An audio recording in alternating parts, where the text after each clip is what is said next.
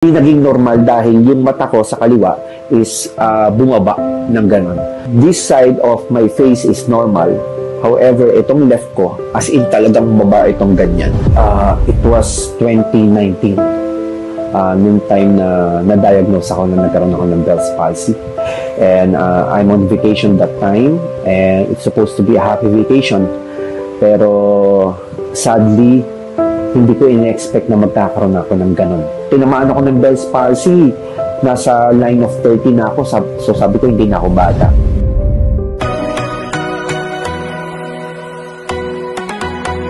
Hi, my name is Elizar Asis. I'm 39 years old and I'm living in Imus, Cavite. I'm a former OFW. I worked in the airline industry for 15 years and way back 2017, I was testing at Muscat, Oman. Kaya nung bata ako, when I was younger, I'm very active sa pagbabasketball and some other sports as well.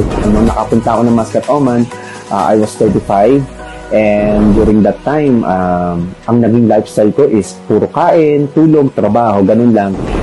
It was 2019. Noong time na na-diagnose ako na nagkaroon ako ng Bell's palsy. And I'm on vacation that time. And it's supposed to be a happy vacation. Pero sadly, hindi ko in-expect na magkakaroon ako ng ganon. One morning, pagkagising ko, I was brushing my teeth. There is something unusual na na-experience ko. Sabi ko, ba't ganon? Pagmumug ko, yung tubig papunta sa kaliwa. Sabi ko ganon, na-stroke yata ako. So I was nervous. I called my mom. Nagpa-BP ako sa kanya. I even checked myself in the mirror.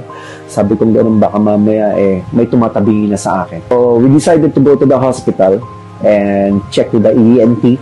And then doon na-detect na meron akong Bell's palsy. I was shocked na gano'n yung mangyayari sa akin. So sabi ko gano'n, paano na yung trabaho ko? Hindi ko alam kung ano yung magiging outcome sa akin. Pero sabi naman niya, magagamot naman daw. Nag-undergo ako ng rehabilitation and physical therapy.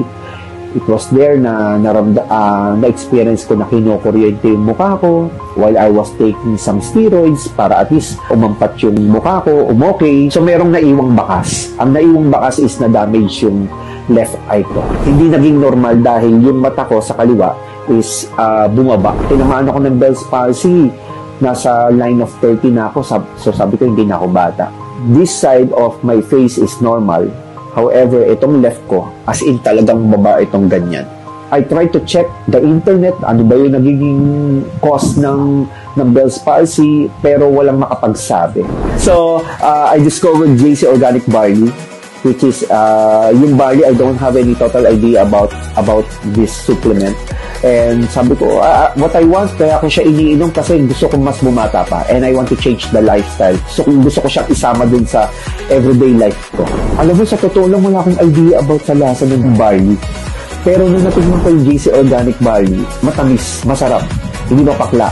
Kasi sabi nila, lasang damo daw. Pero sa totoo lang, nung natikman ko siya, hindi siya lasang damo.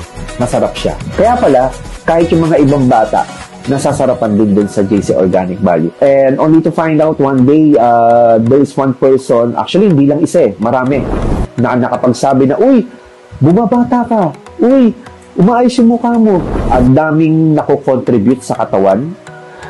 And I believe ito yung isang supplement o isang bagay na nakatulong sa akin para maka-fully recovered doon sa naranasan kong Bell's palsy. As you can see now, diba? Yung mukha ko, medyo okay na. Truly, sobra ko siya ma-recommend. Actually, ginagawa ko na siya. Tako yung mga ibang mga testimonies doon who's having different condition like yung high blood, diabetes. So, if you will going to ask, di ko i-recommend ko siya? Yes, oo. Mas mahal yatang magpagamot sa ospital kaysa uminom ng healthy na drink like this Organic Barley. It's very important if you want to live healthier, mas sumaba pa yung buhay mo. You should be mindful about the food na tinitake mo.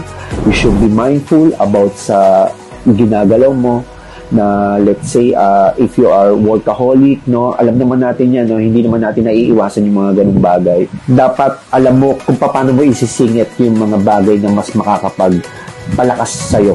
Ako, malaki yung binago ko dahil nagkaroon ako na experience na hindi ko naman ini-expect. It's a lesson na din, no? Kung bakit mo na experience yan, just like me. So I need to set a standard sa sarili ko para at least makuha ko yung goal ko, makuha ko yung mga bagay na para sa pamilya ko, para mas maba pa yung buhay ko. Hi, I'm Eliezer Asis and I choose JC.